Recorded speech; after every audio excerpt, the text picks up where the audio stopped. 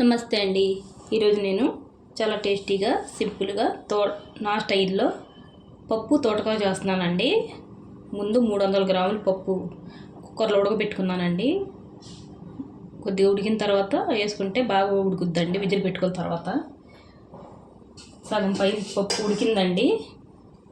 2 కట్టలు తోటకూర అండి, 3 టమాటాలండి, 6 పచ్చిమిర్చి అండి, చిన్న నిమ్మకాయ సైజు చింతపండు అండి.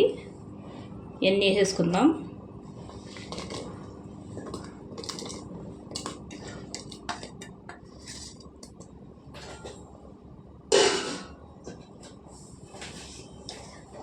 తోటకూర అండి లేతగా ఉంది. శుభ్రంగా కడిగి ముందు కడిగేసిన తర్వాత అప్పుడు కోసుకున్నానండి. ఎప్పుడైనా సరే కడిగేసి కోసుకోవాలండి. కోసిన తర్వాత కడుక్కోకూడదండి, విటమిన్లు పోతాయి. వేసేసుకుందాం తోటకూర అంతాని.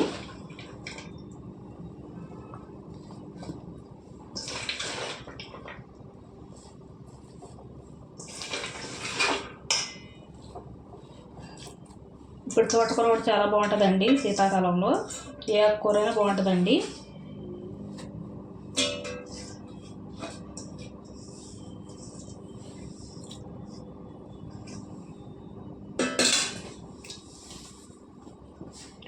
కారం వేసుకోవాలండి. తగినంత మనం ఎంత కారం తింటామో అంత కారం అండి. పచ్చిమిరపకాయలు ఎక్కువ వేసుకున్నాం కదండి.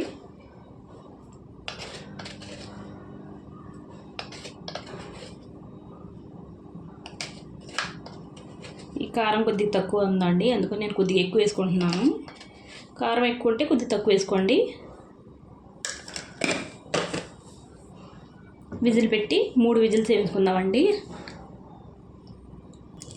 చూడండి పప్పు మెత్తగా ఉడికిపోయింది. ఇప్పుడు ఎనుపుకుందామండి. సాల్ట్ వేసుకుందాం, రుచికి తగినంత సాల్ట్.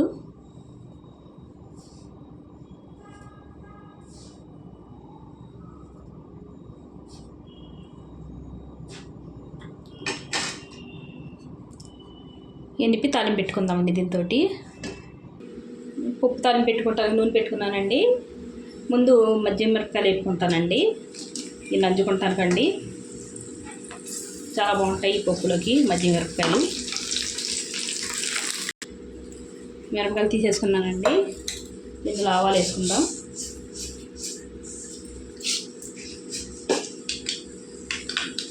జీలకర్ర అండి,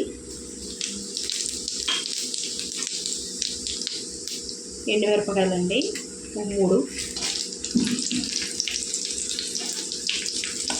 కొద్దిగా వేగాలండి ఎండుమిరపకాయలు. కొద్దిగా పప్పు తాలింపులో కొద్దిగా నూనె ఎక్కువ వేసుకుంటేనే టేస్ట్ ఉంటుందండి. కొద్దిగా ఎక్కువ వేసుకోవాలి.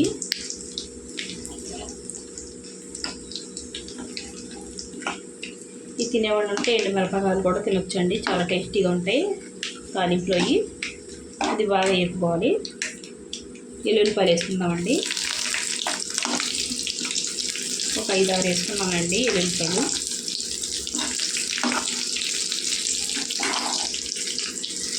కరివేపాకు అంటే గుప్పుడు. కరివేపాకు ఎగిపోయిందండి. ఇంగువ వేసుకుందామండి. ఇంగువ వేసుకుంటే గ్యాస్ అయ్యి ఉండవండి.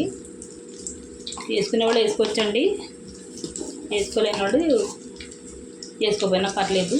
ఇంగువ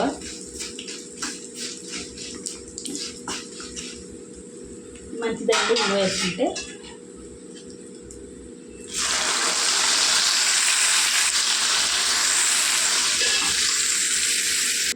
చూడండి తాలింపు పెట్టేశాను. ఎంతో కమ్మగా చాలా టేస్టీగా ఉంటే పప్పు తోటకూర రెడీ అండి. వీడియో నచ్చితే లైక్, షేర్, సబ్స్క్రైబ్ చేసుకోండి.